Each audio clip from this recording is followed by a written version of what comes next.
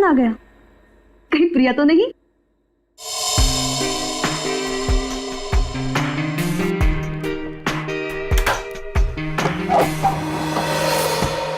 Hello madam, mister Gautam का नाम का कुरियर है। मुझे दे दीजिए। नहीं, आप उन्हें ही बुला दीजिए। लेकिन पापा घर में नहीं है। ठीक है मैडम, मैं बाद में आता हूँ। क्यों भाई, मुझे दे दो ना। नहीं मैडम, मैं आपको नहीं दे सकता। अरे अजीब बात है, मैं उनकी बेटी हूँ, बेटी। लाओ मुझे दो। ठीक है, ले लीजिए और इस स्लिप पे सिग्नेचर कर दीजिए। पेन दोगी तभी ना साइन करूंगी। सॉरी मैडम, पेन तो भूल गया। ठीक है, मैं साइन करके देखती हूँ।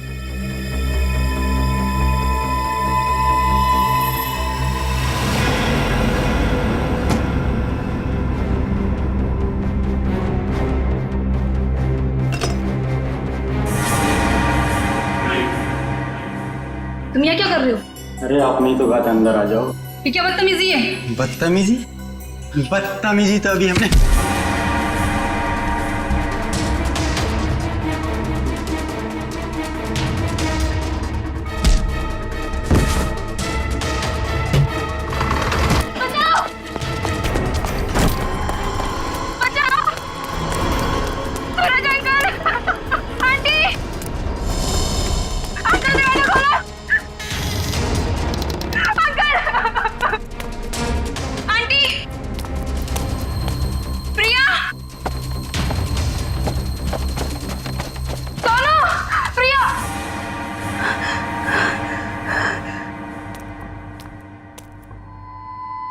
सोनू,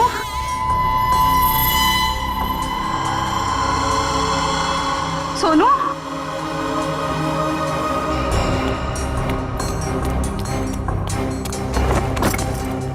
ये दरवाजा ही बंद है। सोनू कहाँ चला गया? सोनू,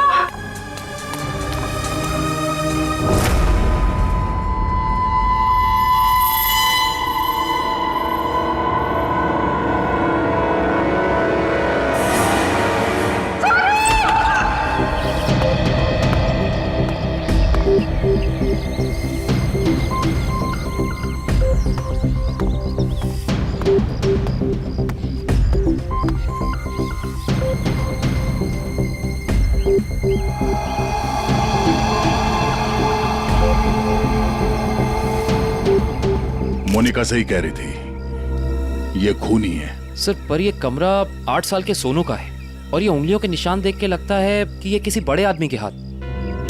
हाँ, कमरा किसी बच्चे का है। बच्चा कहाँ चला गया?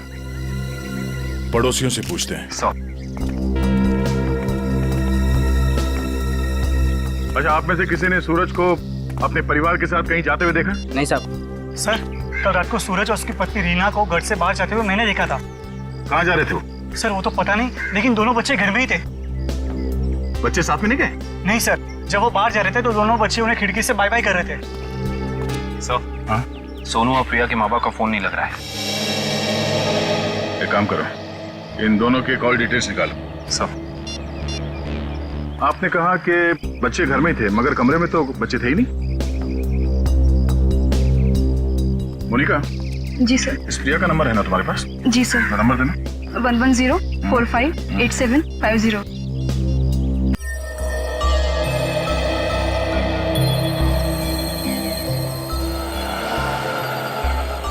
20 बज रही है, फोन नहीं उठा रही। सर, नाइट ड्यूटी वाला वॉचमैन आ गया है।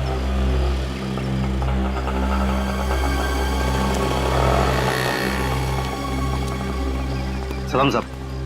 सलाम। कल रात को तुमने सूरज और रीना को बाहर जाते हुए देखा था? जी साहब। और उस वक्त दोनों बच्चे घर में ही थे? जी साहब, घर में ही थे। ये दोनों वापस कब आए? जब तक मैं ड्यूटी पे था साहब, ये लोग वापस नहीं लौटे थे। सर, कहीं ये दोनों सुबह वापस तो नहीं आए? सर, मैं सवेरे 6 बजे से ड्यूटी पे हूँ। मैंने उन दोनों को घर वापस आते हुए नहीं देखा। अच्छा, किसी और को देखा था सूरज के घर में जाते हुए? जी नहीं साहब। कोई सूरज के घर में नहीं गया, बच्चे घर से बाहर नहीं निकले, तो बच्चे गायब कैसे हो गए? साहब, कल रात को प्रिया मैडम बाहर निकली थी। कहाँ गई वो? करीब 11:30 बजे उस तरफ गई थी। इस तरफ? जी साहब। ठीक है, थैंक यू सर। वो कुरियर वाला जिसने मोनिका से छेड़खानी की थी वो पकड़ा गया। सर, सामने वो गेट है, कहीं प्रिया वहीं से तो नहीं निकल गई? नहीं सर, वो गेट रात को 10 बजे बंद हो जाता है। सर, प्रिया के मोबाइल का लोकेशन यहीं का दिखा रहा है, ये देखिए। मतलब प्रिया यहीं कहीं है।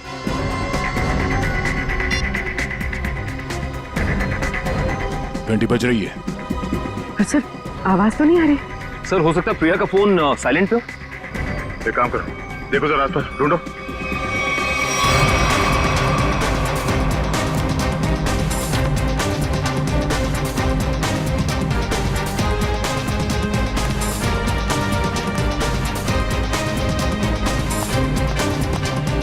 यहाँ तो कहीं फोन दिख नहीं रहा है।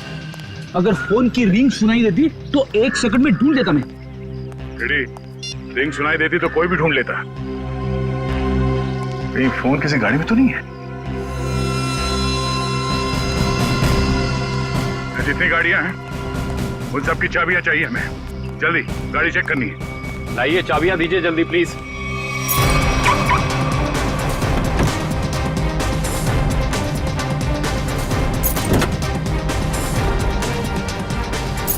देखो कौन सी गाड़ी है।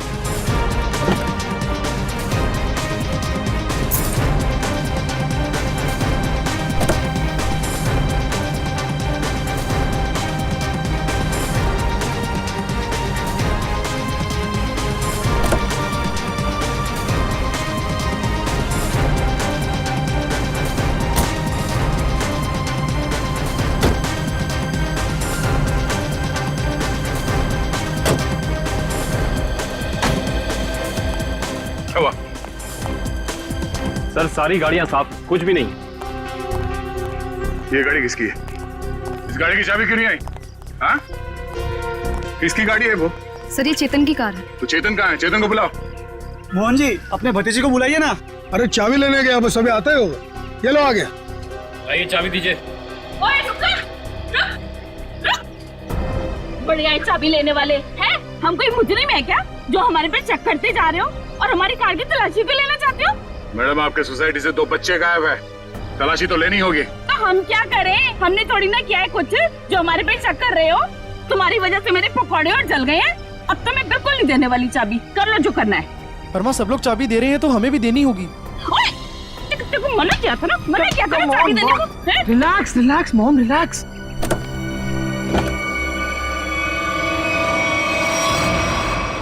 Oh no.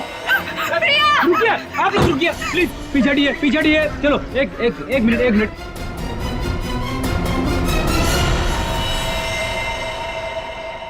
सब मर चुके। इसी के दुपट्टे से गला घोट के मारा है इसे।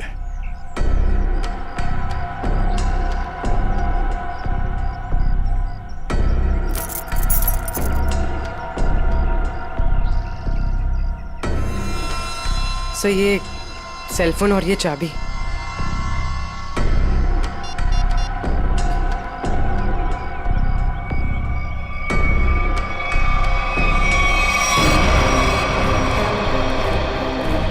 चेतन, यहाँ। चेतन, क्या? छोड़ दो इसे। क्यों मारा भैया? बोल, क्यों मारा उसे? सर मैंने नहीं मारा सर। सर नहीं किया इसने। सर वो किसी दुश्मन का काम होगा, ये नहीं कर सकता सर। ये देखिए मैम, 11:15 बजे आपके बेटे चेतन ने प्रिया को फोन करके बुलाया, फिर उसे मार के उसकी लाश को अपनी गाड़ी के डिक्की में छुपा दिया। ये तो छोटे से कॉकरोच को भी नहीं मार सकता और किसी का खून करना तो बहुत दूर की बात है। सर हम पर दया करो सर। आपका नाम तो दया है ना, हम पर दया करो। आपके छोटे भाई जैसा है। मुजरिम किसी का भाई नहीं होता। चलो ले जाओ उसे, चलो। चल। सर मेरा यकीन कीजिए सर, मैं कल रात प्रिया से मिला तो जरूर था, लेकिन सर मैंने उसे मारा नहीं है सर। मैंने उसे नहीं मारा। कल रात 11:30 बजे मिले थे तुम मुझसे, क्यों मिले थे? सर क्यों मिले थे? सर मैं अक्सर उसे फोन करके परेशान किया करता था। अच्छा। और सर कल रात भी मैंने उसे फोन किया और सर वो गुस्से में आकर सर वो मेरे घर आ गई। फिर? और सर उसने मुझे आकर बहुत चिल्लाया और सर धमकी देने लगी कि अगर मैंने उसे आइंदा फोन किया तो सर वो मेरी माँ से शिकायत करेगी। ऐसा काम करोगे तो होगा ही ना ये। फिर क्या हुआ? सर मैं उसे समझा बुझाकर बाहर ले आया और सर फिर वो अपने घर चली गई। झूठ बोल रहे हो तुम, झूठ बोल रहे हो। वो वापस नहीं गई, तुमने मार डाला उसे गला दबा के और उसकी लाश को ठिकाने लगाने के लिए डिक्की में रख दिया। लेकिन सुबह हंगामा हो गया और हम लोग आ गए और तुम पकड़े गए, समझे? नहीं सर, मैं प्यार करता था सर उससे। सर मैं क्यों मारूंगा उसे सर, क्यों मारूंगा उसे सर, क्यों? चेतन, ओ चेतन! अरे माँ की ममता से बड़ी कोई चीज होती है क्या जो मेरी आंखों के सामने मेरे बच्चे को उठा लाए? चेतन! अरे रुको रुको रुको, ममता वाली माता रुको, ऐसे धड़धड़ाते हुए कहाँ जा रही है? चुप रहो जी, माँ की ममता के आगे पहाड़ नहीं टिक सकता। तुम लोग क्या चीजों? चेतन मेरा बच्चा, चेतन क्या हाल है? देख 2 घंटे में तेरी क्या हालत हो गई है, सूख गया है मेरा बच्चा। ठीक तो है ना तू? नहीं माँ मैं बिल्कुल ठीक हूँ। चुप कर। हाँ ठीक है तू? क्या हालत कर दी है तुम लोगों ने मेरे बच्चे की? तुम लोग क्या समझो माँ के दिल की तकलीफ को?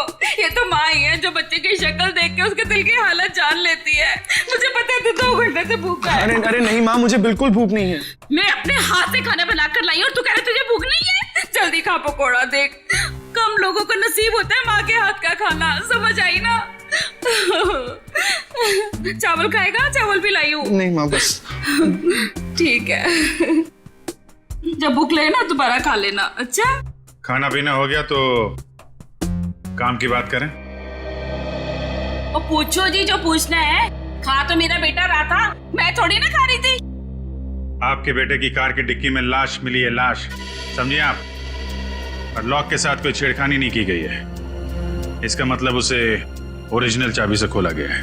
और जैसा कि अभी अभी आपके बेटे ने बताया कि कार की चाबी इसके अलावा और किसी के पास नहीं होती थी।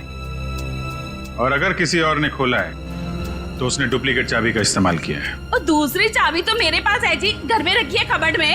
क्या? आपके पास है डुप्लीकेट चाबी? और क्या? बेटी जरा इनके घर जाओ और वो डुप्लीकेट चाबी लेके आओ। मैं सर?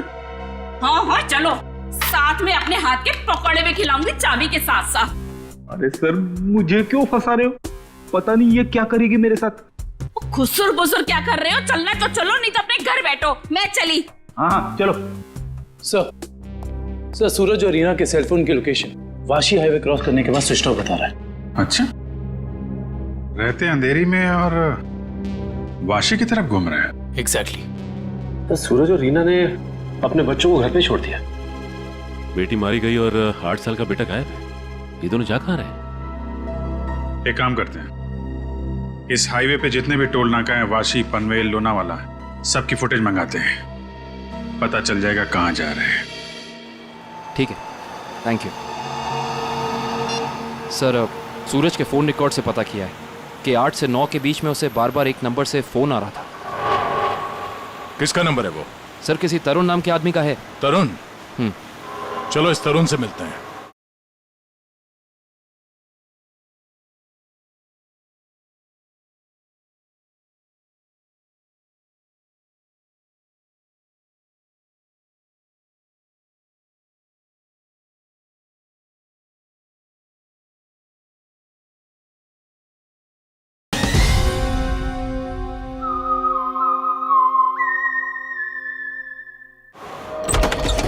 जी तरुण?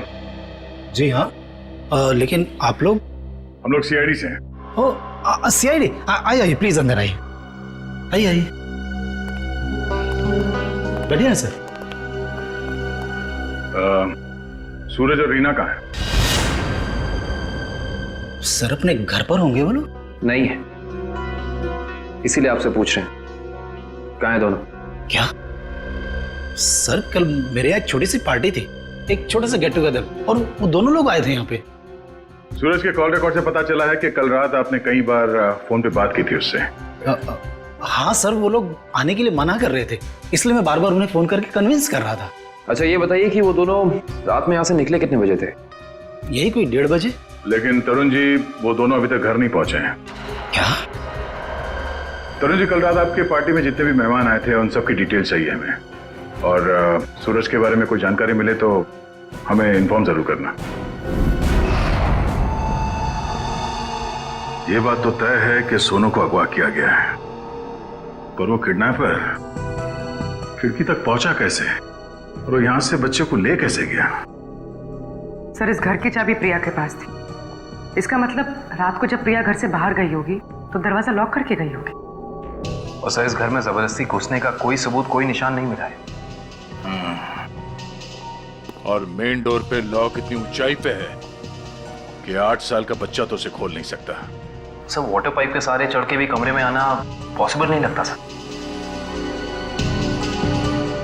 1 मिनट, पॉसिबल है।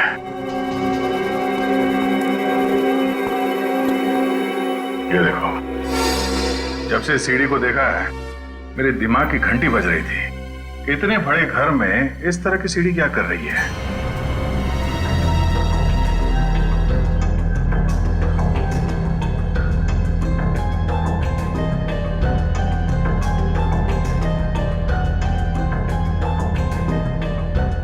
Seven, 11, 20,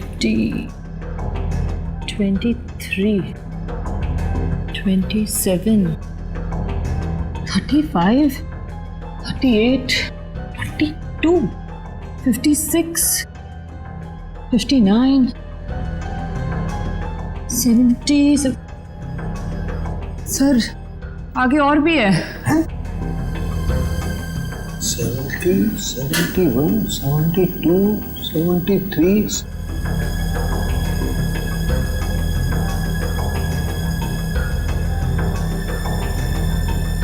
इतने सारे कोने? सर, ऐसे कैसे हो सकता है? पनवेल चेकनाका क्रॉस किया है इन लोगों ने। जा कहां रहे हैं?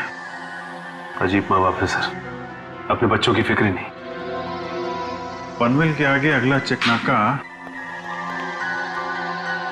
लोनावाला। दुष्यंत को फोन करो, लोनावाला की फुटेज मंगाओ जरा। आइए।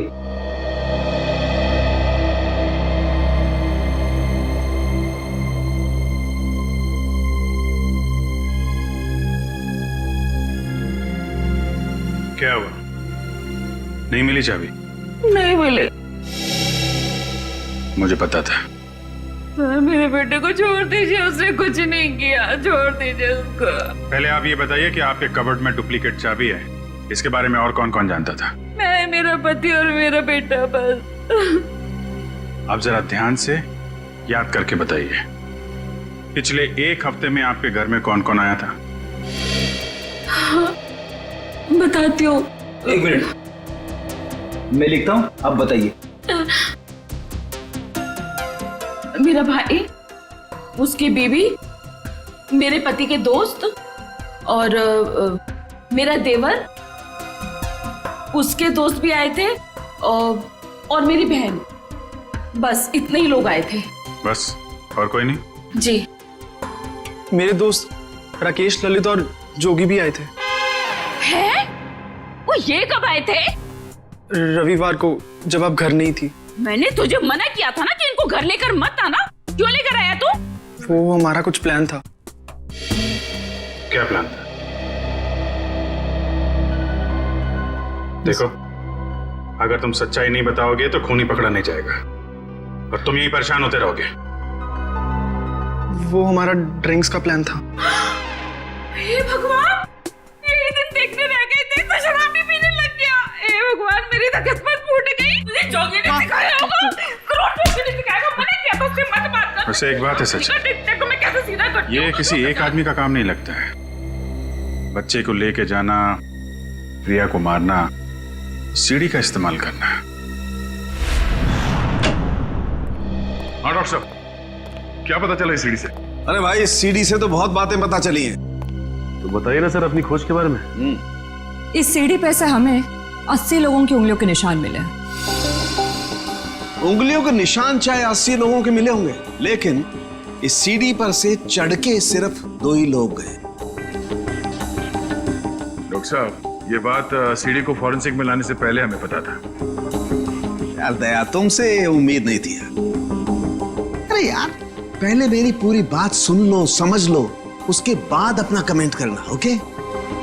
सर, तुम्हें सिर्फ ये बात पता है ना कि इस सीढ़ी पर से 2 आदमी गए। ये तो पता नहीं है कि वो 2 आदमी सीढ़ी पर से उतरे नहीं। मैं बताता हूं, देखो, जब 2 आदमी सीढ़ी पर से चढ़ेंगे तो ऐसे सीढ़ी को पकड़ करके ऊपर चढ़ेंगे। 2 अलग अलग लोगों की उंगलियों के निशान उस सीढ़ी पे फ्रीक्वेंट इंटरवल में आएंगे, जो कि हमें इस सीढ़ी पर से मिले। लेकिन वही लोग जब उतरेंगे तब भी तो इस सीढ़ी को ऐसे पकड़ करके उतरेंगे ना, तो उतरने के भी निशान आने चाहिए। वो उतरने के निशान हमें नहीं मिले, इसलिए मैं कहता हूं कि सीढ़ी पर से 2 आदमी चढ़े तो हैं लेकिन उतरे नहीं।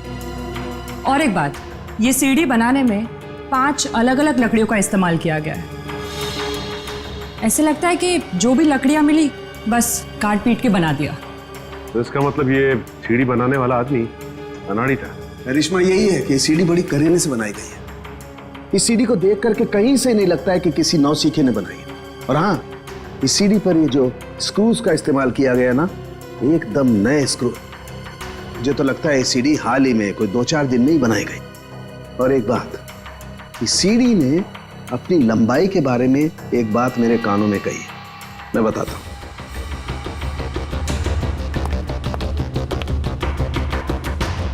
इस सीढ़ी की लंबाई खास है 11 foot 7 inch. Exactly 11 foot 7 inch. भाई, जब कोई सीढ़ी बनाएगा तो 8 फीट की बनाएगा, 10 फीट की बनाएगा, 12 फीट की बनाएगा, लेकिन 11 फुट 7 इंच नाप तोल के क्यों? ये सीढ़ी तो इस खिड़की के माप का है। तो मतलब इसे खास तौर से सोनू के घर के लिए बनाया गया? तो अब भी सवाल वही है, ये सीढ़ी सोनू के घर पहुंची कैसे? अब जरा इन फोटोज को गौर से देखो, शायद कुछ याद आ जाए।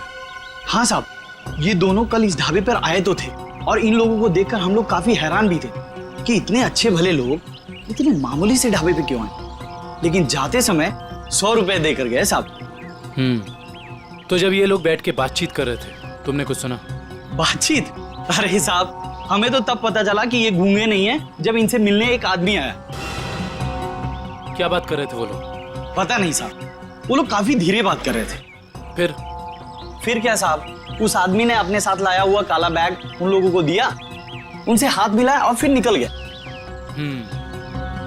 शुक्रिया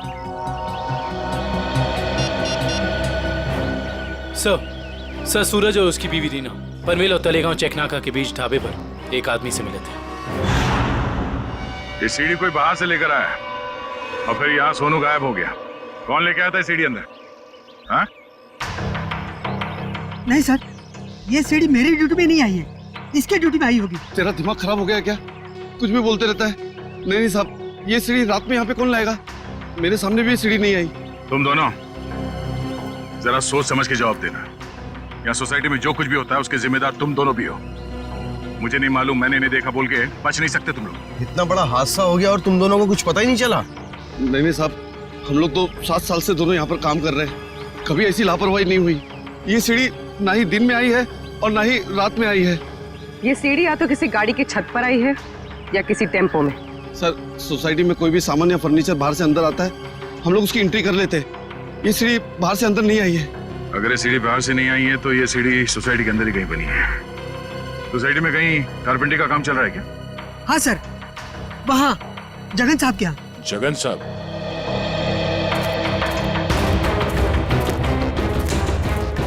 अरे अरे, ये क्या कर रहे हैं? ये सीढ़ी यहाँ क्यों रखी है भाई? ठीक है, ऐसे ही 20 सीढ़ियाँ बनवानी है। अरे तो आप मेरे यहाँ क्यों आए? किसी बढ़ई की दुकान पे जाइए। अब देखिए, सीढ़ी आप ही ने बनवाई है, हमें हूबहू ऐसी बनवानी है। शायद आपको अंदाजा होगा, और ऐसी सीढ़ी बनवाने के लिए हम आपको मुंह मांगी कीमत देंगे। आप पैसे की बात कर रहे हैं, लेकिन मैंने ये सीढ़ी बनवाई नहीं। और रही बात इस सीढ़ी की, तो मुझे ऐसा कुछ इसमें खास नहीं लग रहा है कि कोई और कारीगर इसे बना ही नहीं सकता। देखिए जगन जी, ये हाथ हाथ के हुनर की बात है। अब जो काम आपका हाथ कर सकता है वो शायद मेरा हाथ नहीं कर सकता है? और जो मेरा हाथ कर सकता है वो तो मैं आपकी बात समझ रहा हूँ, लेकिन आप ये बात मुझे क्यों कह रहे हैं? हमें हर तीसरे महीने में ऐसी सीढ़ियां चाहिए, करीब 20, तो सोचा कॉन्ट्रैक्ट दे देते हैं। चलो कोई नहीं, थैंक यू। साहब मैं बता सकता हूँ ये किसके हाथ का काम है। अच्छा, लेकिन साहब ये तो बताइए एक सीढ़ी का कितना दोगे? अब आप ही बता दीजिए। क्या है वो बहुत बिजी कारीगर है, कम से कम एक सीढ़ी का 2000 लेगा। और लकड़ी आपकी? हाँ दिया। एक मिनट ये लीजिए उसका पता, शाम को मिलना, एडवांस भी दे दीजिए। मैंने ही बनाई है ये सीढ़ी एक आदमी के लिए, सिर्फ एक रात में, 2 घंटे में। जगन की कुछ लकड़ी गायब करके जगन सेठ को पता नहीं चलना चाहिए। अब शाम को अकेले में मिलिए और एडवांस दे दीजिए, काम शुरू कर दूंगा। एडवांस चाहिए? चलेगा।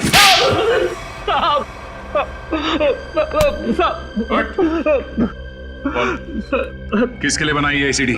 मैंने उसे पहले कभी नहीं देखा था, उसने मुझे मुंह मांगे कीमत दी, इसलिए जगन साहब जब घर पे नहीं थे तो मैंने उसके लिए वो सीढ़ी बनवा दी। नाम क्या उस आदमी का? मालूम नहीं साहब। चुपके से उसके लिए सीढ़ी बनाई। अब चल, अब हमारे लिए उसका स्केच बनवा। चल साहब।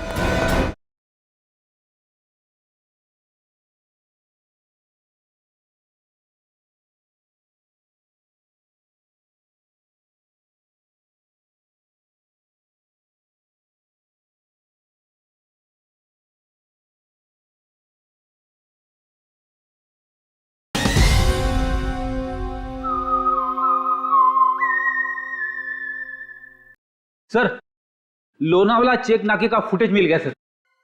एक मिनट लगाओ जरा इसे।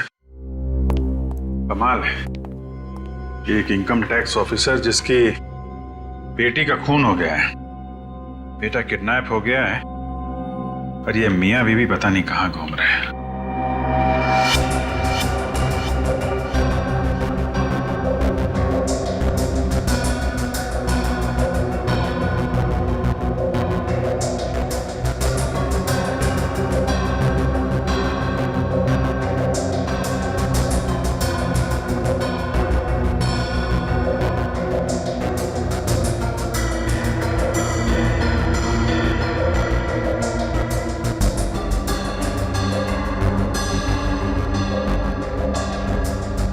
देर हो गई है, सूरज की कार लोनावाला तो नहीं पहुंची है। फिर इसका मतलब अभी भी वो लोग पनवेल और लोनावाला के बीच में है। रेडी, दुष्यंत को फोन करो। लोनावाला और पनवेल के बीच में जितने भी होटल हैं, ढाबे हैं, सब जगह पूछताछ करें। किसी ने तो देखा होगा गाड़ी को। Yes sir. श्रेया जरा फिर से चेक करते हैं, वाशी टोल नाका चेक करो।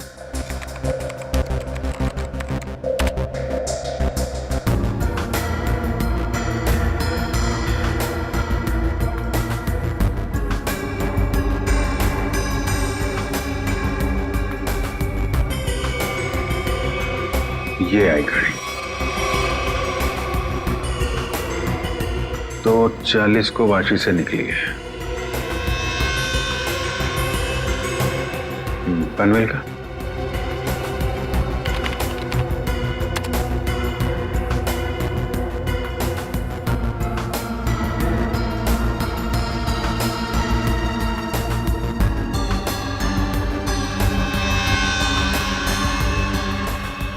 ये आई बॉस, 3:10 को पनवेल पहुंची और लोनावाला नहीं। एक मिनट, ये सूरज की गाड़ी के पीछे की जो गाड़ी है, ये गाड़ी मैंने वाशी में भी देखी है। वाशी का फोटो चलेगा ना?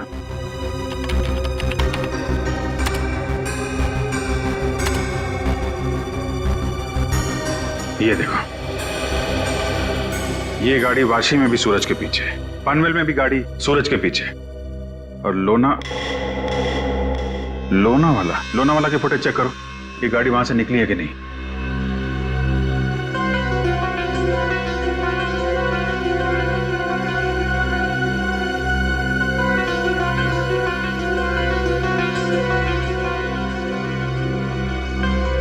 नहीं, ये गाड़ी भी लोनावाला से नहीं निकली है।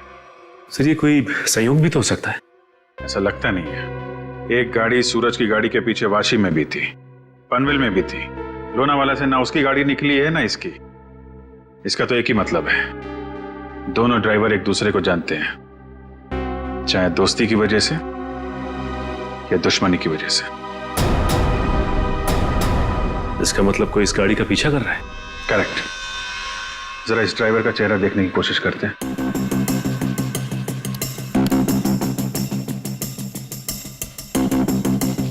जूम करो इस पे।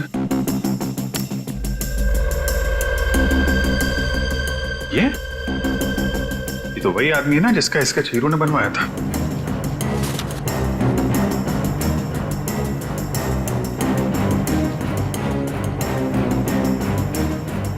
करेक्ट। चलो, गाड़ी का नंबर तो है हमारे पास।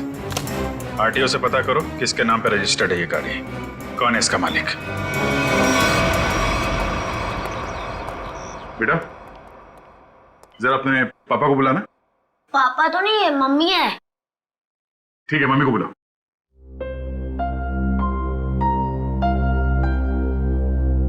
वैसे आप लोग कौन है? बेटा हम लोग सीआईडी से हैं। सीआईडी? क्या सीआईडी? क्या हुआ इसके पापा को? बेटा आप अंदर जाओ।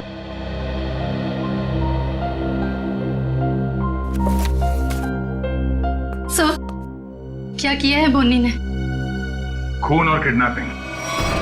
क्या? ये आप लोग क्या बोल रहे हैं सर?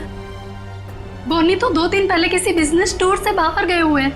जी नहीं, वो कहीं बाहर नहीं गए। इस फोटो को ध्यान से देखिए। इस फोटो में वो किसी का पीछा कर रहे हैं। ये कार आप ही की है ना? जी, ये कार हमारी है, लेकिन इसमें जो आदमी बैठा है वो बोनी नहीं है। क्या? फोटो में ये आदमी बोनी नहीं है? जी सर। बिट्टू, पापा की फोटो लेकर आना। अच्छा, जरा इस बोनी का फोन नंबर देना। जी, 37568853। सर, कल रात से मैं भी बोनी का फोन ट्राई कर रही हूँ, पर स्विच ऑफ दिखा रहा है। हाँ सर, फोन बंद है। मम्मी, पापा का फोटो। सर, ये है बोनी। अगर ये बोनी है तो फिर ये कार में कौन बैठा है? आंखें तो दोनों की एक ही दिख रही है।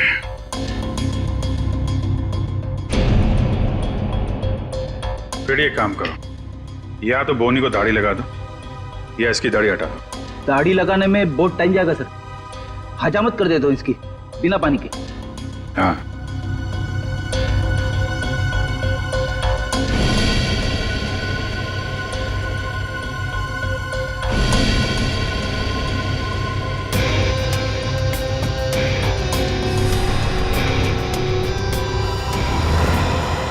ये तो हुई।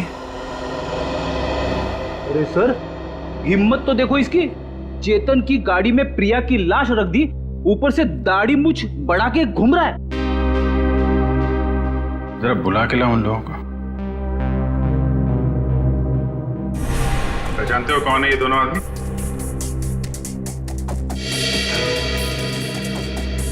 सर, यही वो दाढ़ी वाला आदमी है जो मेरे पास सीढ़ी बनवाने आया था।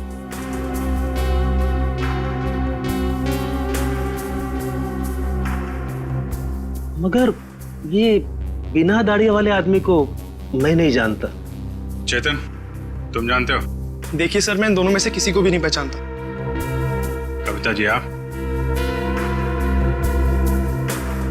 कविता जी, आप चुप मत रहिए। आपके बेटे पे प्रिया के खून का इल्जाम है और आपका बयान शायद उसकी जिंदगी बचा ले। ये दोनों फोटो बोनी की है। बोनी? माँ, ये बोनी कौन है? तेरे चाचा का दोस्त। मना किया था तेरे पापा को कि इसको घर में लेके मत आया करो, गंदा आदमी है। बस आएगा जरूर हमें एक ना एक दिन। हुआ ना वही, बस आ दिया। मेरे घर में कोई सुने तब ना। ठीक है, रेडी। अब क्या करेंगे बताओ, क्या करेंगे किसी को जाके? सर एक बात तो तय कि इन सब के पीछे बोनी है। बोनी तो है सचिन, लेकिन एक आदमी और है। हेलो, क्या सूरज भाग गया? कैसे? तुम बच्चे और रीना पर नजर रखो, मैं आ रहा हूं। ठीक है, मछली जाल में फंस गई सर, निकलने ही वाला है।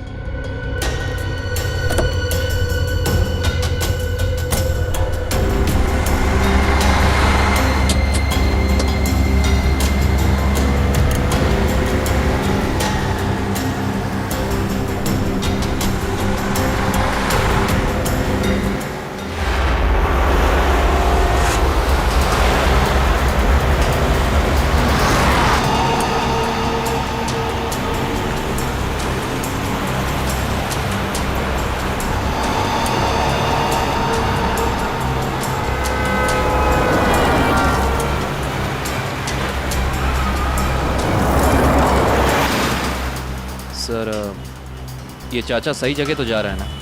उसके पास कोई और चारा नहीं है।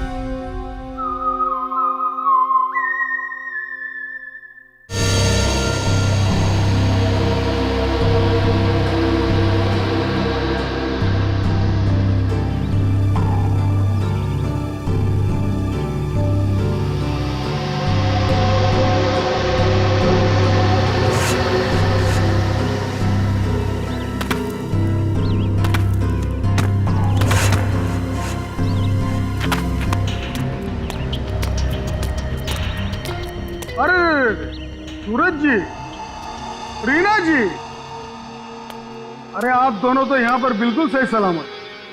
तो फिर क्या बिगाड़ा है हमने आपका? आपने हमें यहाँ क्यों बात कर रखा है? क्या चाहते हो तुम? हमने कभी किसी का कुछ नहीं बिगाड़ा।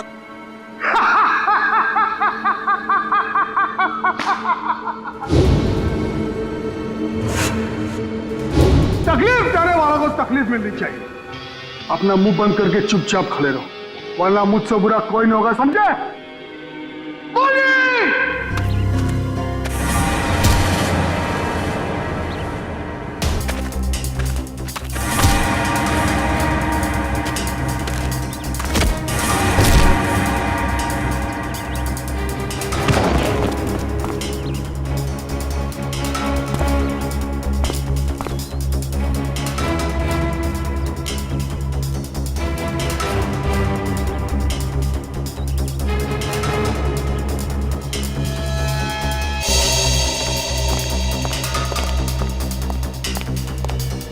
मोहन जी, जी आप यहाँ? पानी जब ये दोनों यहाँ बंधे हुए हैं, तो फिर तूने मुझे फोन करके ये क्यों कहा कि सूरज भाग गया? अरे मैं आपको फोन क्यों करूंगा?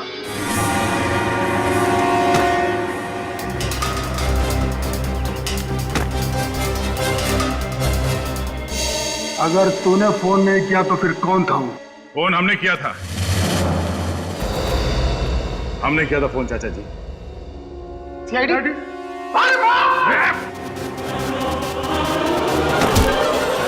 कहाँ भाग रहे हो? हाँ? यहां से सीधे ससुराल जाना है तुम्हें।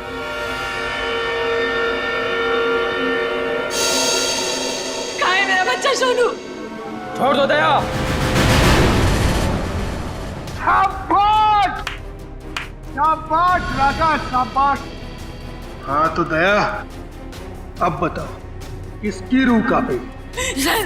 सर मेरे बच्चे को बचा लीजिए, नहीं तो मेरे बच्चे को मार देंगे। सोच क्या रहे हो दया?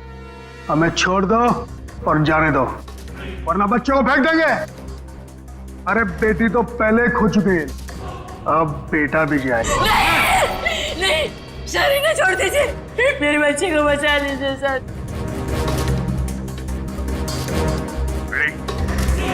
इन दोनों को हथकड़ी लगाओ। अरे सर सर आप क्या बोल रहे हैं? नहीं सर हमारा बच्चा नहीं सर, आप इनको छोड़ दो सर, मैं आपके हाथ छोड़ता हूँ, छोड़ दो इनको सर। हाँ सर, इन दोनों को छोड़ दो, इनको तो हम बाद में पकड़ सकते हैं, पहले बच्चे को बचाना जरूरी है सर। हाथ में आए हुए मुजरिम को छोड़ना कहाँ की समझदारी है फ्रेडी? सुना नहीं मैंने क्या कहा?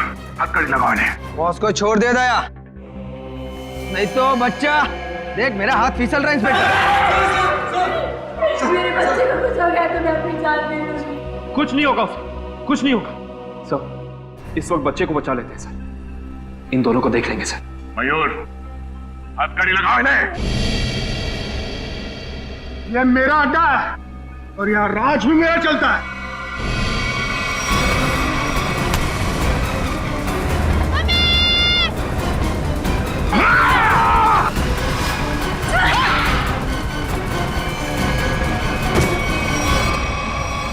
बेटा तुम ठीक हो? संभालिए इसे। चल जल्दी।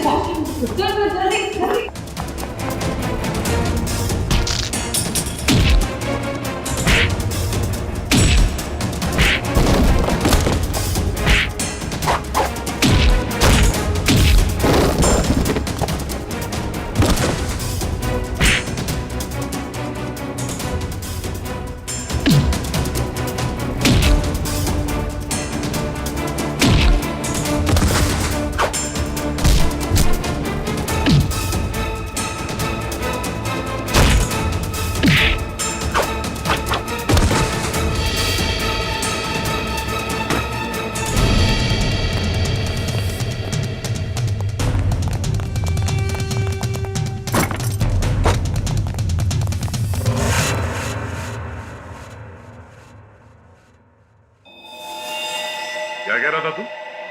हाँ? तेरा यहाँ राज चलता है?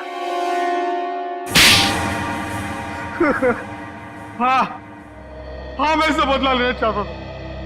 आज से 5 साल पहले इसकी वजह से मुझे जेल हुई थी। मेरी जिंदगी भर की सारी गाड़ी कमाई पकड़ी गई। याद है सूरज? मेरा नाम मोहन है। मोहन हाँ तो याद आया, लेकिन वो गाड़ी कमाई नहीं, काली कमाई थी। काला धन। मैं एक इनकम टैक्स ऑफिसर हूँ। मेरी ड्यूटी है कि मैं इस तरह की काली कमाई को सरकारी खजाने तक पहुंचाऊं और साथ ही ऐसी काली कमाई करने वालों को जेल। अगर मैंने ऐसा किया तो क्या बुरा किया? और इस सब का बदला तुमने प्रिया का खून और सोनू को अगवा कर लिया। मैं इसे बर्बाद कर देना चाहता था। मैंने इसके बेटे सोनू को अगवा किया, फिर फिरौती के पैसे मांगे और फिर रेस्टोरेंट के बाहर अपने एक बिजनेसमैन दोस्त को बोल के इसे काला बैग दिलवाया और फोटो खींची। मगर तुमने मेरी मासूम बेटी को क्यों मारा? उसने तुम्हारा क्या बिगाड़ा था?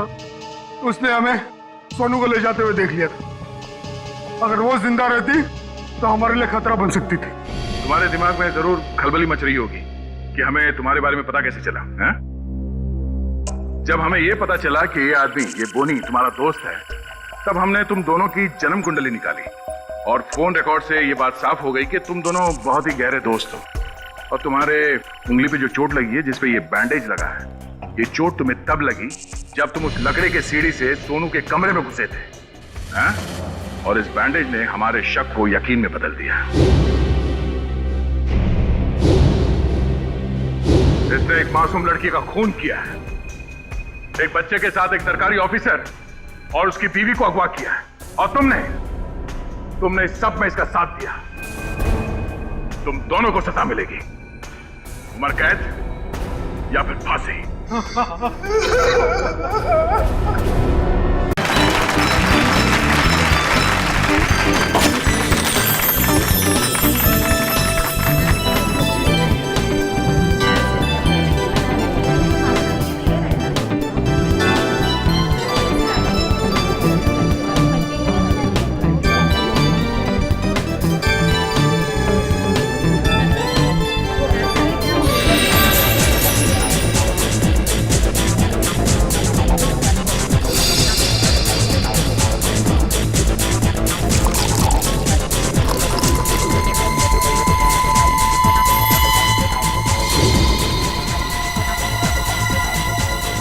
रुको सपना, क्या कर रही हो तुम? कुछ नहीं, सासू माँ को जूस दे रही हूँ। जूस दे रही हो या जहर दे रही हो? बेटा ये तुम कैसी बातें कर रही हो? मम्मी जी आप इसी से पूछिए, इसने अभी अभी आपके जूस में क्या मिलाया है? सपना बताओ, तुमने अभी अभी जूस में जहर मिलाया है ना? मैंने इनके जूस में दवाई मिलाई है ब्लड प्रेशर की। लो, फिर से हमारा फैमिली ड्रामा शुरू हो गया। अच्छा, ब्लड प्रेशर की दवाई? तो फिर पी के दिखाओ इस जूस को। मैं क्यों पीऊं? भाभी आप ये कैसी बात कर रही हैं? आप हमेशा सपना के पीछे हाथ मैं क्यों पड़ी रहती हैं? प्लीज एक सेकंड। सपना, क्या तुम्हें मम्मी जी ने कहा था जूस में दवाई मिलाने को? नहीं। तो फिर क्यों मिलाई जूस में दवाई? एक मिनट मैं 2 मिनट का बाथरूम चला गया, आप लोगों ने वर्ल्ड वॉर 3 शुरू कर दी। मैंने ही इससे कहा था जूस में दवाई मिलाने के लिए। सपना आज का डोज भूल गई थी, तो मैंने कहा जूस में मिला दो। मुझे बहुत खुशी होती है ये देखकर कि मेरा परिवार मेरा कितना ख्याल रखता है, कितनी फिक्र है सबको मेरी। चलो मुझे जूस दो। I am sorry ladies and gentleman, please enjoy the party. Music please louder.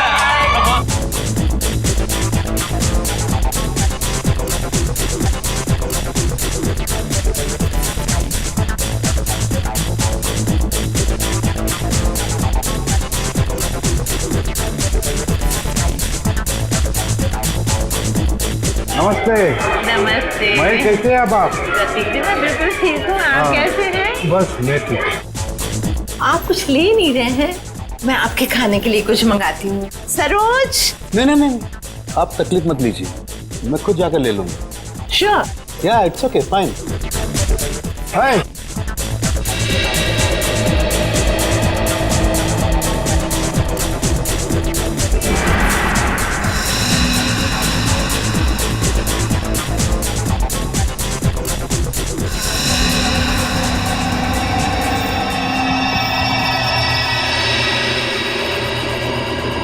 आनंद।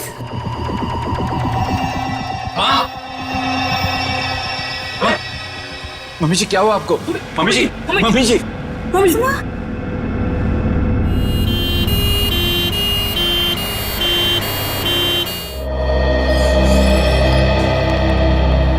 आइए सर, नमस्ते। मेरा ही नाम अहम है सर, मैंने आप लोगों को फोन किया था। अच्छा, अब कैसी है तुम्हारी मम्मी? डॉक्टर से इलाज कर रहे हैं सर, पता नहीं क्या होगा। घबराओ नहीं, सब ठीक हो जाएगा। जिस किसी ने मेरी माँ को मारने की कोशिश की है ना, उसको आप छोड़ना मत। एक बात बताओ अहम, क्या तुम्हें किसी पर शक है? मेरा मतलब है कौन कर सकता है ये तुम्हारी मम्मी के साथ? मुझे तो सभी पर शक है सर। अहम, कौन है ये लोग? CID। CID? पर किसने बुलाया इन्हें? मैंने बुलाया। क्यों? आप? जी मैं विकास, अहम का बड़ा भाई। क्योंकि आप में से किसी ने ही मम्मी की जान लेने की कोशिश की है। What nonsense! तुम अपने घर वालों पर शक कर रहे हो? आप घबरा क्यों रहे हैं भैया? कहीं आपको ये तो डर नहीं कि सपना भाभी की पोल खुल जाएगी? सर, पार्टी में मैं बताता हूँ क्या हुआ।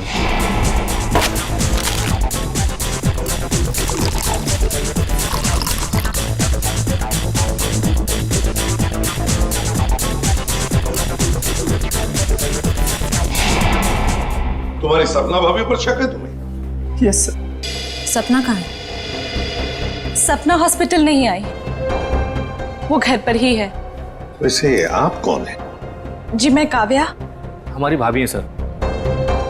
सर, अहम बच्चा है, ये आप लोगों को बहका रहा है सर। विकास जी, हम CID वालों को कोई बहका नहीं सकता, समझे? कहाँ है आपकी मम्मी? मम्मी ऊपर ICU वार्ड में है।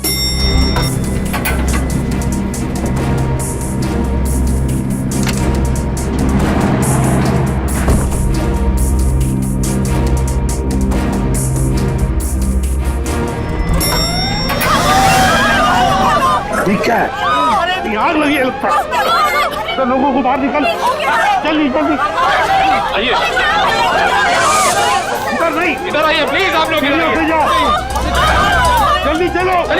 जल्दी आइए। नहीं आप लोग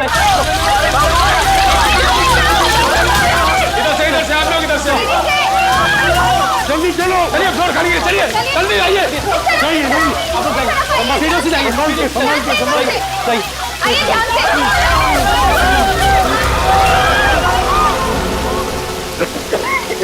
ईशान, ये कोई आग वाला धुआं नहीं है, इसकी गंदी कुछ अलग है। ये धुआं किसी और चीज का है, किसी केमिकल का।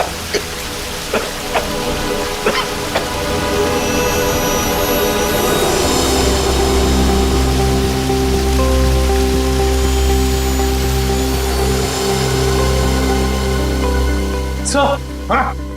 आपका अंदाजा सही था। ये देखिए smoke bomb. My God. Sir कहीं ये स्मोक बॉम्ब फायर अलार्म बजाने के लिए तो नहीं डाला गया था? हाँ श्रेया, फायर अलार्म बजाने के लिए ही स्मोक बॉम्ब लगाया गया था। मालिनी का कमरा ढूंढो जल्दी।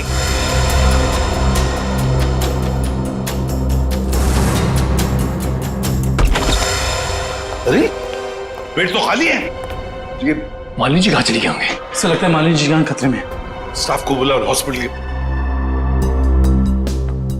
के वार्ड में से एक मरीज गायब होता है और किसे कुछ पता नहीं। वाह, हम भी क्या करते साहब, जब हॉस्पिटल में भगदड़ मची तो हम अपनी जान बचाने के लिए यहाँ से भाग गए। क्या तुम लोग जान बचाने के लिए भागे, मरीज को ऐसे ही छोड़कर?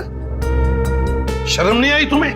सर ये अचानक कैसे हुआ पता भी नहीं चला। हम मालिनी जी के परिवार वालों को बताने ही वाले थे कि उनकी मौत हो गई है।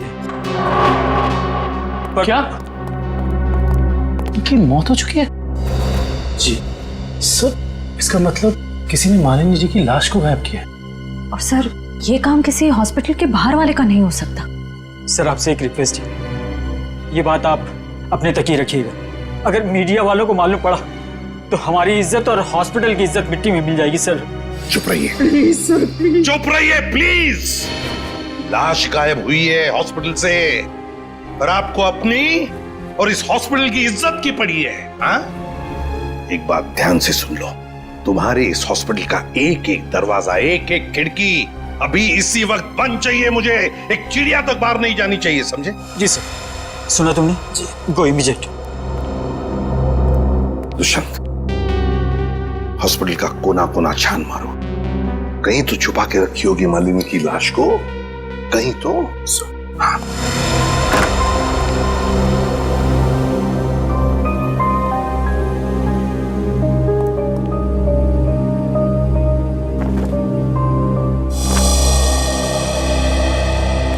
जरा एक बात बताइए, आपके मम्मी के साथ कमरे में कोई था उनकी देखभाल के लिए?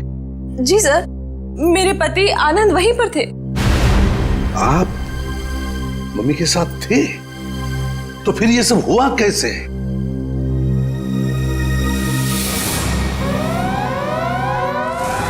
जैसे ही फायर अलार्म बजा तो मैं वार्डरूम के बाहर आया, ये देखने के लिए कि क्या मच रहा है।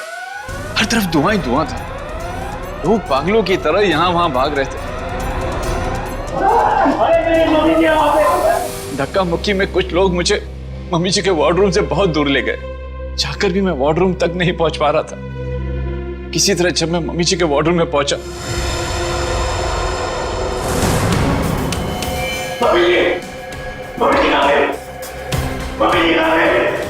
तो मम्मी जी वहां पे थी ही नहीं। सर प्लीज प्लीज मम्मी जी को ढूंढ निकाली। सर हर जगह चेक कर लिया, मालिनी जी की लाश कहीं पर भी नहीं है। और सर मॉर्ग में भी चेक किया, लाश वहां भी नहीं। इसका मतलब है जिसने भी ये किया है वो मालिनी की लाश को हॉस्पिटल के बाहर ले जा चुका है। काम करते हैं, हॉस्पिटल के गेट पर जो सीसीटीवी कैमरा लगा हुआ है उसका फुटेज चेक करते हैं।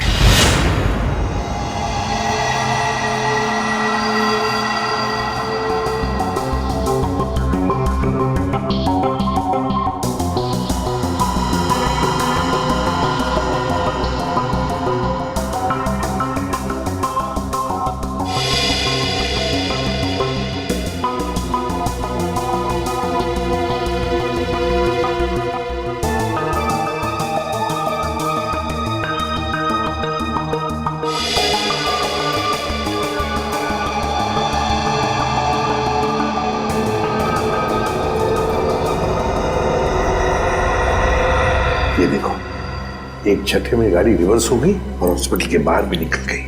जरूर मुजरिम मालिनी को इसी गाड़ी में लेकर गया होगा। एक मिनट जरा इस फुटेज को रिमाइंड कीजिए, हमें कार का नंबर चाहिए। पॉज करो, जूम इन करो।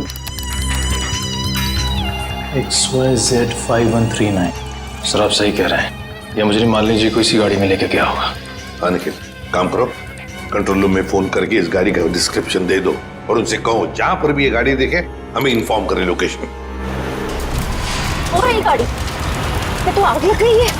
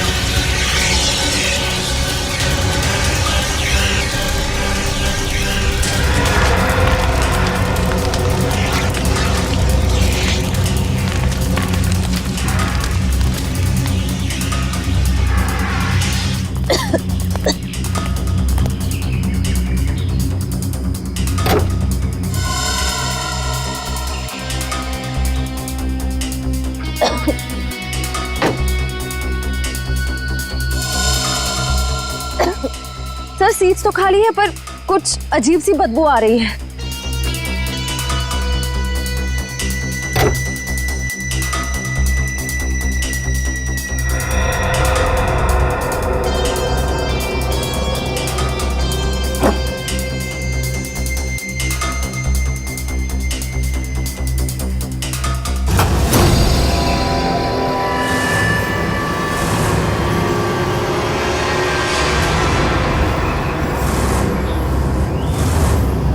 सर ये लाश तो जल चुकी है। शायद सबूत मिटाने के लिए उन्हीं ने मालिनी जी की लाश को जला दिया।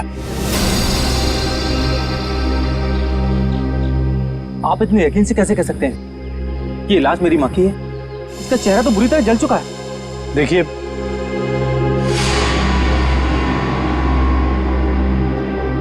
ये अंगूठी देखिए, पहचानते हो इसे?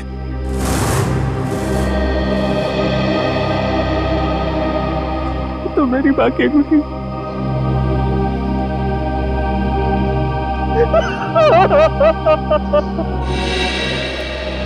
डॉक्टर साहब, कुछ नहीं ताजी? अरे क्या नहीं ताजी है?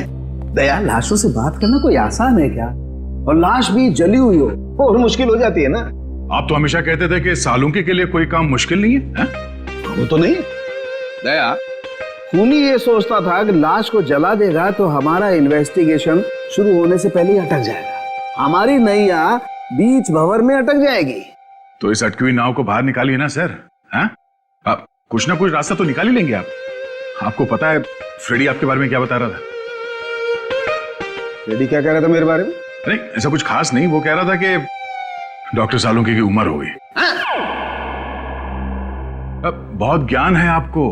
हाँ देखो दया, जो लोग मेरे संन्यास लेने के बारे में सपने देख रहे हैं ना, उन्हें जाके बोल दो अपनी नींद से जाग जाए। मैं संन्यास नहीं लेने वाला हूँ ना, मैं तो इस केस को सॉल्व करने के बाद स्विट्जरलैंड जाने वाला हूँ। कहाँ जाने वाला हूँ? स्विट्जरलैंड। एग्जैक्टली।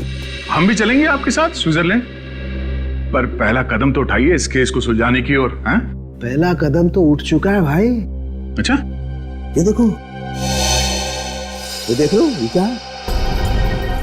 ये सर बॉडी जलने की वजह से हो गया है? जी नहीं, ये बॉडी को फिनाइल से धोने की वजह से हो गया। क्या? इस लाश को फिनाइल से धोया गया? हाँ, खूनी ने लाश को अस्पताल से गायब करने से पहले उसको फिनाइल से अच्छी तरह से धोया ताकि लाश का केमिकल कंपोजिशन ही बदल जाए। खूनी ने हर कदम इसी मकसद से रखा है ताकि हमारे रास्ते में ज्यादा से ज्यादा कठिनाइयां आ सके। इस लाश को पहले फिनाइल से धोया और फिर इसे आग लगा दिया? जी हाँ। और सबसे पहले क्या जलाए? सबसे पहले जलाए बाल, क्योंकि बालों में सबसे ज्यादा और सबसे पहले असर होता है जहर का। सर काव्या ने बताया था ना कि शायद जहर सपना ने दिया है मालिनी जी को।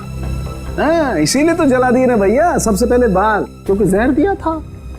मतलब ये सब सपना का ही काम है।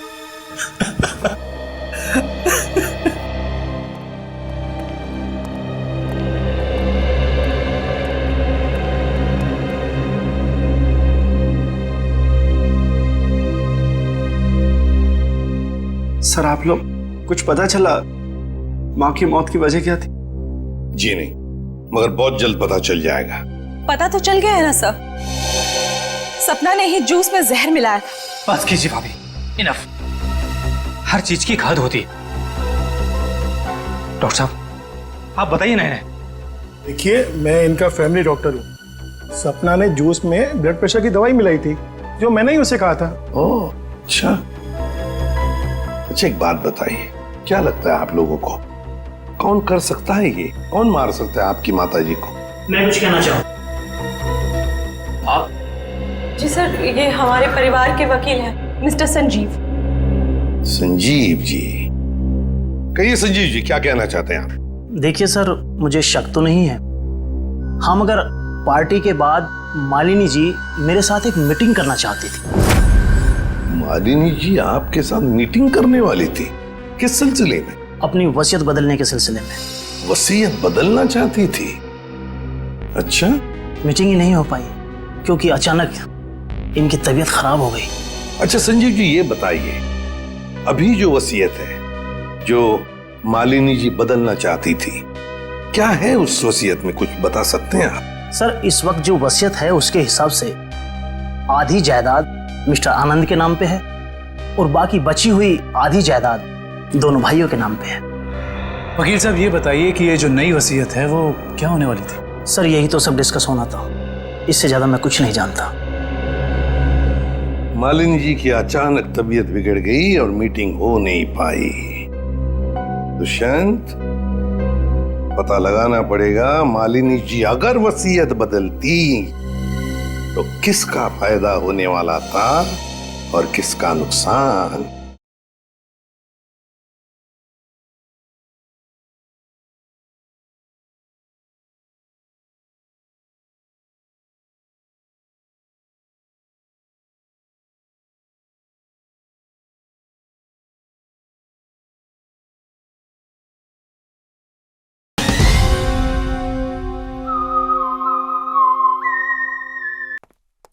अरे आओ आओ भैया, समझो केस सॉल्व हो गया।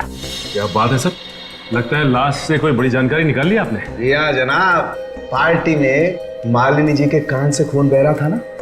हाँ, उसकी वजह पता चल गई आपको? जी हाँ, उसकी वजह थी दया साहब जहर जिसने ऑरल ट्रैक्ट को यानी कि कान के इस हिस्से को बिल्कुल तबाह कर दिया, बर्बाद कर दिया। देखो, तो जहर की वजह से नस फट गई और कान से खून बहने लगा। और इतना ही नहीं, इनके खून में से हमें बहुत ज्यादा मात्रा में नाइट्रोजन के कंपाउंड्स भी मिले। और तो और इनकी किडनीज में से हमें बढ़ी हुई मात्रा में पोटेशियम और मैग्नीशियम मिला है।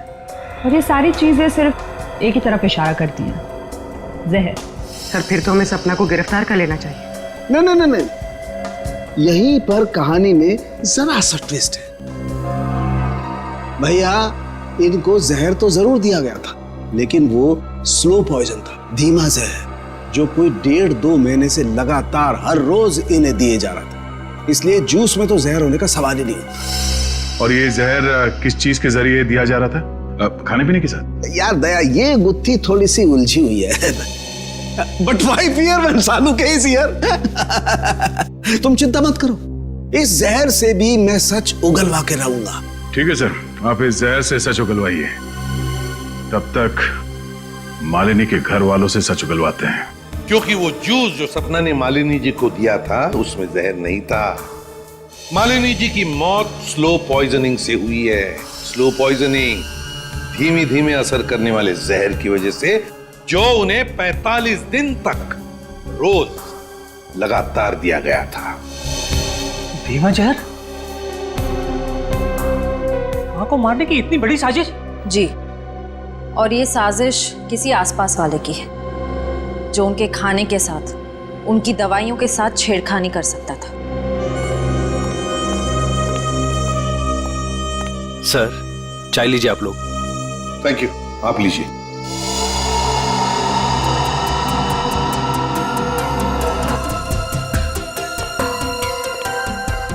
एक मिनट, मैं पीऊंगा।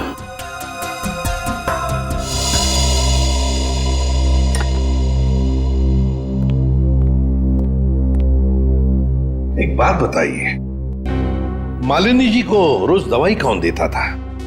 सर उन्हें दवाइयाँ सपना ही दिया करती थी। अच्छा। हाँ, मैं ही उन्हें दवाइयाँ दिया करती थी, पर कभी कभार सासू माँ अपनी दवाइयाँ खुद लिया करती थी, कभी आयुर्वेदिक की तो कभी न्यूरोपैथिक की। तो सपना जी, आपके कहने का मतलब ये है कि जहर शायद मालिनी जी की खुद की ली हुई दवाओं में था? मैं नहीं जानती कि जहर किस चीज में था, मैं तो सिर्फ आपको उनकी आदतों के बारे में बता रही हूँ। चलो ठीक है, हमें वो दवाइयाँ देखनी है। चलिए सर, मैं आपको माँ का कमरा दिखाता हूँ। चलिए।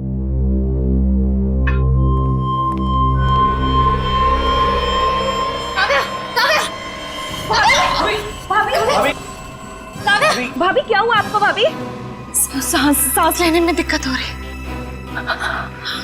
सुरेश पानी लाओ। अरे पानी लाओ। दुष्यंत, लता इनकी तबीयत बिगड़ती जा रही है, जल्दी से एम्बुलेंस बुला लो और हॉस्पिटल ले जाओ इसे। श्रेया तुम भी जाओ साथ में।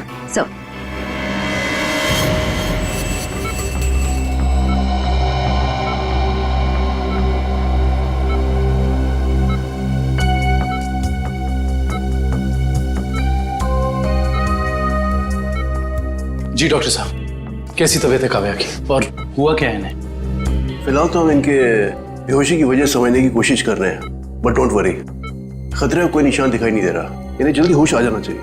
Thank God. वैसे भी सासू माँ के मौत के सदमे के बाद हम उभर नहीं पाए। कम से कम काव्या भाभी को कुछ नहीं होना चाहिए। डॉक्टर साहब, इन्हें जैसे ही होश है हमें बता दीजिएगा। श्योर। Thank you.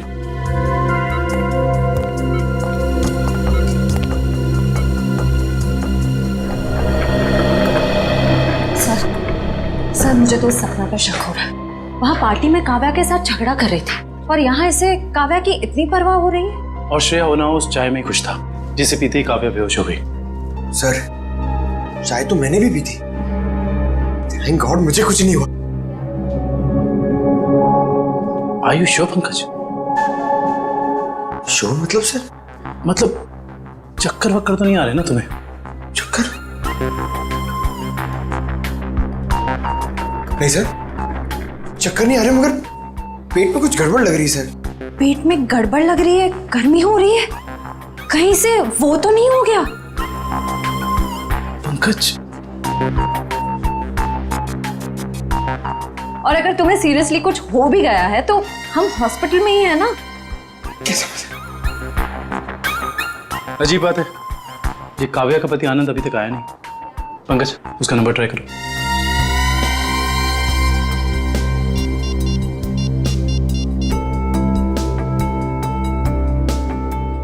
सर उसका फोन बंद आ रहा है। सर कहीं आनंद ने तो काव्या को चाय में जहर नहीं पिला दी?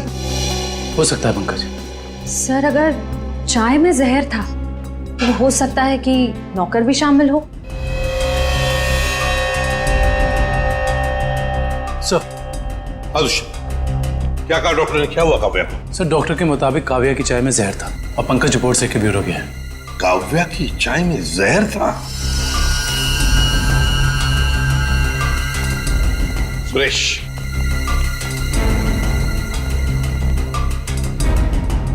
तो बताओ सुरेश, चाय में जहर कहां से आया? चाय में जहर कहां से आया? मैंने कहा था जहर डालने के लिए, ना मैंने डाला सर। सब पता चल जाएगा। एक बात बताओ, जब तुम चाय लेकर आए थे तो चाय कहीं पर रख दी थी और कुछ दूसरे काम के लिए गए थे? हाँ साहब, याद आया। मैं सुबह जब चाय लेकर आ रहा था तो आनंद साहब ने मुझे कुछ खाने के लिए लेकर आने को कहा। अरे सुरेश, सिर्फ चाय? कुछ नाश्ता भी ले जाओ, कल रात से किसी ने कुछ भी नहीं खाया। जाओ। जी साहब।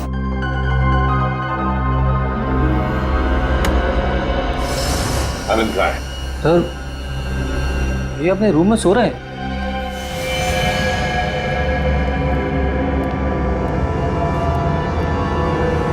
कहाँ है आनंद? आनंद तो है ही नहीं कमरे में। पता नहीं सर, अभी तो भैया यहीं सो रहे थे। फोन करके बुलाओ।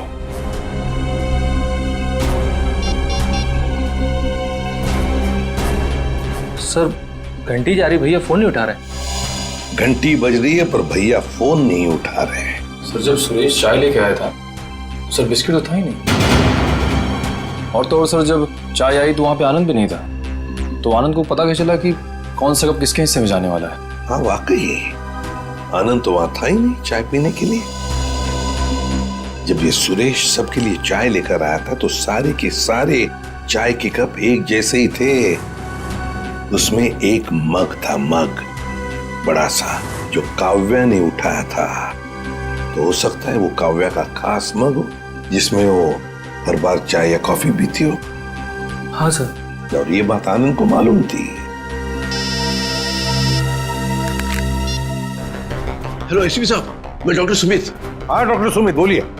एसीपी साहब आप जल्दी चले जाइएगा, मुझे आपको कुछ जरूरी बात बतानी है। क्या हुआ डॉक्टर सुमित? ये काव्या तो ठीक है ना? हाँ वो ठीक है, मैं आपको फोन पे नहीं बता सकता, आप यहाँ जल्दी चले जाइएगा। हेलो, लगता है बहुत बड़ी गड़बड़ हुई है हॉस्पिटल में। Let's go. लिस्ट बना के दोबारा से डिटेल मुझे दे देना, ठीक है? बाकी सब मैं देख लूंगी। डॉक्टर सुमित कहाँ मिलेंगे? सर उन्हें तो आईसीयू में भर्ती किया है। डॉक्टर सुमित को आईसीयू में भर्ती किया है? क्यों? सर एक बहुत बड़ा हादसा हो गया। डॉक्टर सुमित अपने केबिन में खून में लथपथ मिले सर, और उनके सर पे बहुत गहरी चोट आई है। माय गॉड, क्या मिल सकते हैं उन्हें? फिलहाल तो नहीं सर, वो कोमा में है। होश में कब आएंगे नहीं पता। दुष्यंत, जरूर ये वही मुजरिम है जो ये सब कर रहा है। वो अभी भी हॉस्पिटल में ही है, पहले मालिनी के साथ और अब डॉक्टर सुमित के साथ। काव्या सर, कहीं उस मुजरिम का अगला निशाना काव्या तो नहीं? काव्या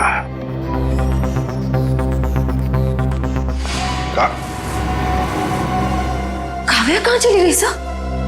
कहीं काव्या को भी तो गायब नहीं किया उसने? श्रेया, ये जो भी कोई है, अगर इसने काव्या को भी गायब किया तो वो हॉस्पिटल के मेन गेट से ही बाहर जा सकता है। और सर शायद डॉक्टर सुमित को भी उस खूनी के बारे में पता चल गया होगा, इसलिए उन पर भी हमला हुआ।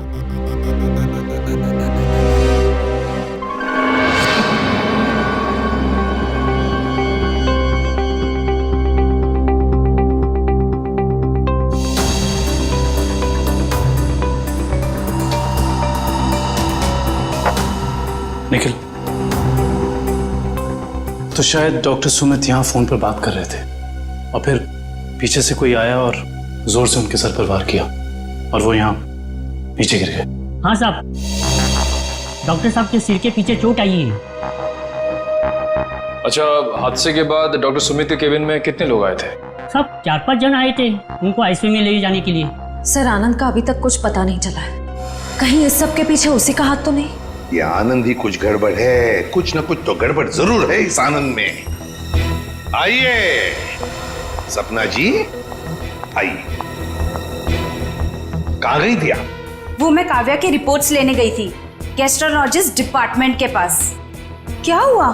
वहां से एक रिपोर्ट लाने में इतना वक्त? लाइन बहुत लंबी थी, मगर क्यों? क्या बात है? काव्या कहाँ है? काव्या गायब है, समझिए आप?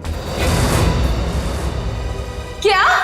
सर ये ब्लड सैंपल्स तो ले लिए, लेकिन सर क्योंकि बाकी लोग डॉक्टर साहब के कैबिन के अंदर चले गए थे, इसलिए सारे जरूरी सबूत मिट गए हैं। और यहाँ पे काव्या गायब है ना Dushyant?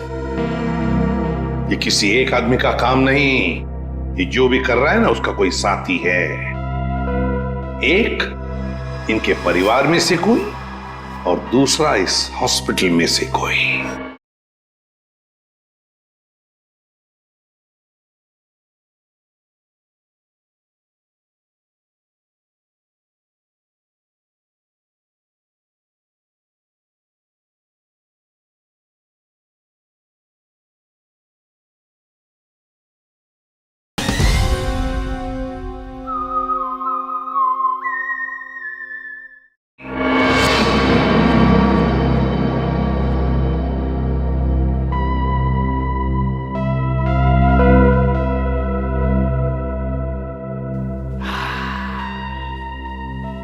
Yes yes eureka. Doctor साहब क्या हुआ? ये फॉरेंसिक लैब में जश्न का माहौल? अरे हाँ भैया, जश्न का माहौल तो होगा ही। स्विट्जरलैंड की हसीन वादियां पुकार पुकार के कह रही हैं, सालुखे आजा रे तू आजा, तेरा इंतजार है। मतलब आपको पता चल गया कि वो लाश के अंदर जहर कहां से गया? जहर बॉडी में आया था दांत से। दांतों से जहर? हाँ सचिन, मालिनी ने 2 महीने पहले ही अपने दांतों का रूट कैनल करवाया था और इस ऑपरेशन के दौरान उसके दांतों में जो मर्क्यूरी का इस्तेमाल किया गया था वो मात्रा में बहुत ज्यादा थी। मर्क्यूरी अपने आप में एक जहर है ना डॉक्टर साहब? बिल्कुल। और जब जब मालिनी जी खाना खाती थी, खाने को अपने दांतों से चबाती थी, तब तब दांतों में छुपा हुआ वो मर्क्यूरी खाने में मिक्स हो जाता था और पेट में चला जाता था और पेट से फिर पूरे खून में मिक्स हो जाता था। यही है वो स्लो पॉइजन जिससे वो बेचारी बेमौत मारी गई। सर हो सकता है कि डेंटिस्ट ने ये सब जानबूझ के ना किया, गलती हो गई उससे, मे बी मेडिकल नेग्लिजेंस। नहीं सचिन, ये मौत एक हादसा होता तो लाश को जलाया नहीं जाता। जिस किसी डेंटिस्ट ने भी ये किया है जानबूझ के ही किया है। वकील साहब, जैसा कि आप जानते हैं कि हमारी माँ अपनी वसीयत बदलवाना चाहती थी। जी हाँ। मगर वो ऐसा कर नहीं सकी, तो ऐसी स्थिति में क्या हमारा बंटवारा पुरानी वसीयत के हिसाब से होगा? दरअसल बात यह है कि मैं और आपकी माताजी। अरे वकील साहब आप, डॉक्टर साहब आप भी? मैं तो सिर्फ ये पूछने आया था कि क्या आपकी माताजी ने कभी अपने दांतों का इलाज करवाया था 1.5-2 महीने पहले? नहीं सर, उन्होंने कभी मुझे तो नहीं, उन्होंने कभी हमें इस बारे में कुछ नहीं बताया। डॉक्टर साहब आप तो फैमिली डॉक्टर हैं, आपको तो पता होगा। मुझे भी कभी उन्होंने इस बारे में कुछ नहीं कहा। दुष्यंत काम करो, घर की अच्छी तरह से तलाशी लो, शायद कुछ मिल जाएगा। और निखिल घर में जितने भी नौकर हैं सबको ऊपर बुलाओ, लेकर आओ। एक बात बताओ, क्या तुम में से कोई जानता है कि मालिनी जी ने अपने दांत का इलाज करवाया था किसी दांत के डॉक्टर के पास 1.5-2 महीने पहले? सब एक दिन अचानक मालकिन के दांतों में दर्द हुआ तो उनका ड्राइवर उन्हें डेंटिस्ट के पास लेकर गया था।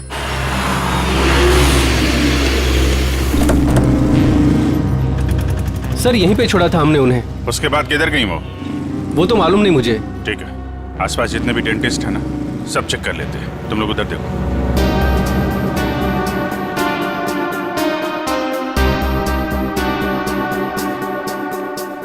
हम लोग सीआईडी से। क्या ये कभी आपके यहाँ इलाज कराने आई थी? No I don't think so. ये यहाँ पर आए हैं। यहाँ से देखिए, ये 2 महीने पुरानी बात है। नो सर, ये लेडी कभी हमारे वहाँ इलाज के लिए नहीं आई। नहीं, मुझे नहीं लगता है यहाँ पर आए हैं। आई नॉर्मली मैं पेशेंट्स को याद रखती हूँ अपने। Thank you very much. Thank you sir. उस साइड किसी भी डेंटल क्लिनिक में मालिनी को किसी ने पहचाना नहीं। अच्छा, यहाँ देख लेते हैं।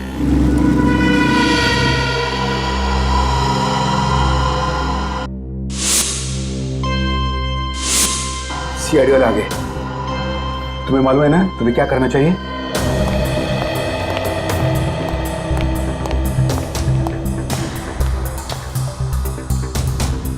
Excuse me.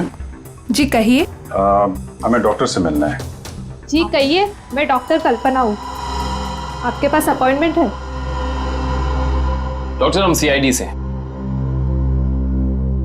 इन्हें पहचानती हैं आप? इन्हें कभी देखा नहीं है। कौन है ये? इनका नाम मालिनी है और इनका खून हो गया है। क्या? खून? क्या हुआ?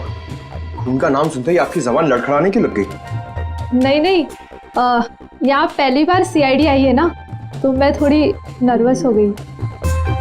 कोई बात नहीं, आप परेशान मत होइए। Thank you very much.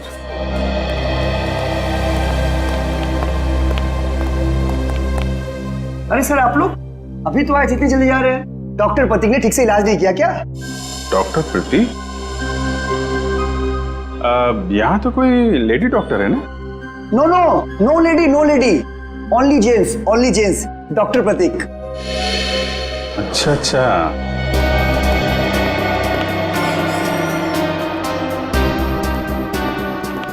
अरे सर आप लोग फिर से आ गए? अरे वो क्या हुआ कि इनके दांत में दर्द होने लगा अचानक, तो वो जरा डॉक्टर से मिलना था। क्या नाम है उनका? डॉक्टर कल्पना। हाँ जी 1 मिनट। हेलो,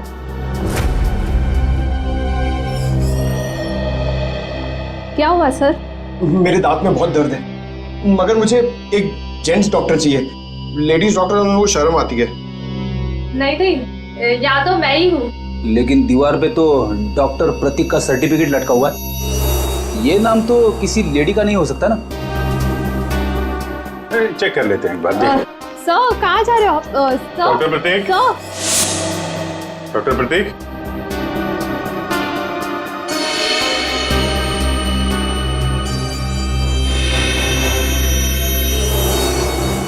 अरे डॉक्टर साहब क्या कर रहे हैं? आप चले जाइए यहाँ से। डॉक्टर साहब कुछ गिर गया क्या यहाँ पे आपका? मैंने कुछ नहीं किया है। आइए बाहर आइए।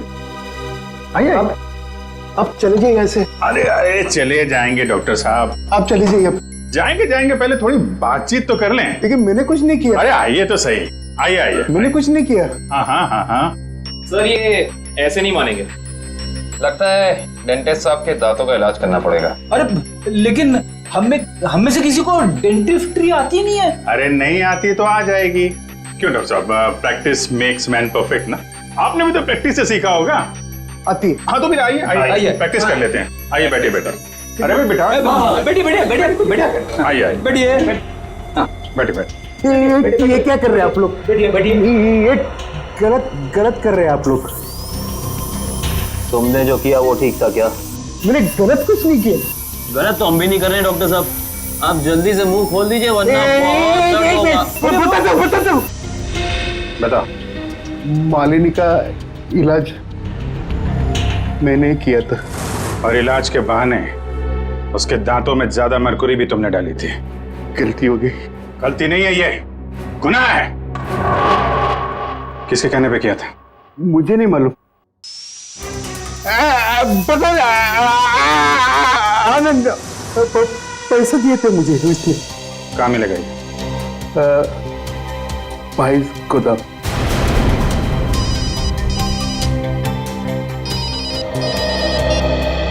हाँ डॉक्टर सालुंके,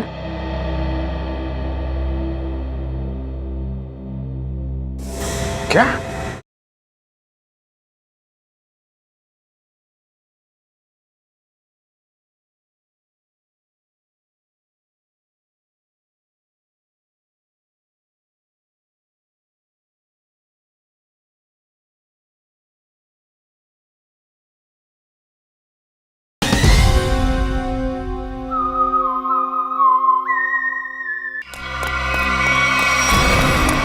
आनंद रुक जाओ।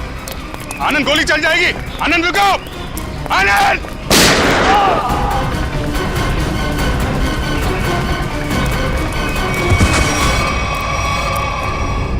देखो आसपास, इसने काव्य को कहां छुपा रखा है?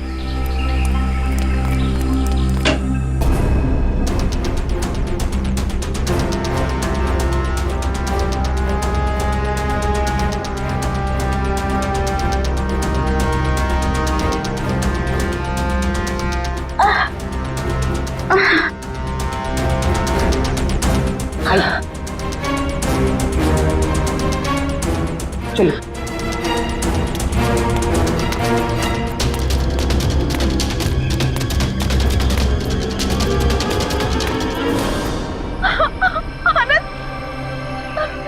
ये क्या किया आप सबने? मेरे पति को मार डाला। आनंद उठो। सर, इनके प्यार को तो देखकर ऐसा लगता है कि अगर इन्हें ऑप्शन दिया जाए कि ये मर जाए और इनका हस्बैंड जिंदा हो जाए तो वो ऑप्शन जरूर ले लेंगी। क्यों नहीं सर, ये तो एक भारतीय नारी का फर्ज है ना। पर अफसोस मेरे पति खुद ही मुझे जिंदा नहीं देखना चाहते थे। ये तो भगवान का शुक्र है कि मेरी चाय में जहर थोड़ा कम था, वरना आज आपको यहाँ मेरी लाश मिलती। अभिजीत, काव्या की चाय में जो दवाई के ट्रेसेस मिले हैं उससे किसी की जान नहीं जा सकती। एक मिनट, आपको कैसे पता चला कि आपकी चाय में जहर कम था? वो सर अभी आप ही ने तो कहा। अरे हमने कब कहा? हाँ याद आया, आनंद ने बताया था। हाँ? आनंद कैसे बताएगा? आनंद बेचारा तो खुद ये बात नहीं जानता था। ये बात जानती थी तो सिर्फ एक औरत, और वो औरत तुम हो काव्या। आनंद, तुम जिंदा हो, मेरे साथ इतना बड़ा धोखा। क्या करें, लोहे को लोहा काटता है, उसी तरह धोखेबाज का एक ही इलाज है, धोखा। जब डॉक्टर प्रतीक ने हमें बताया कि आनंद 22 गोदाम में मिलेगा,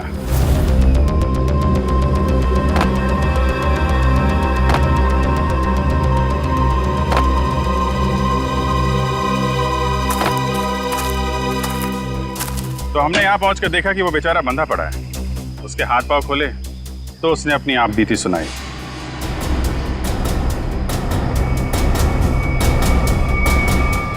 किसने किया ये सब? है ये सब मेरी बीवी काव्या ने किया है सर। कहीं कहीं छुपी हुई है। बस फिर क्या, हमने आनंद के साथ एक छोटा सा खेल खेल लिया, तुम्हारा असली रंग सामने लाने के लिए। तो ये सब ड्रामा था, लेकिन असली ड्रामा तो अब शुरू होगा। पीछे मुड़ के देखो।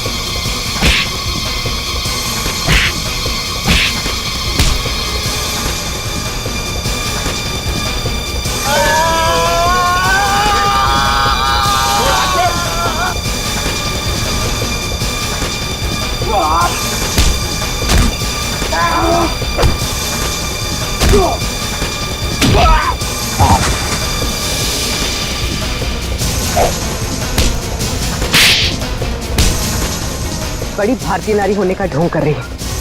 तुम जैसी नहीं होती भारतीय नारी।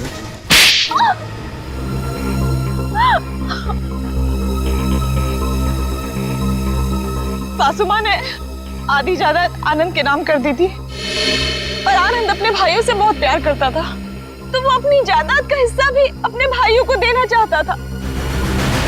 और ये बात आपको बहुत खटकती थी, क्यों?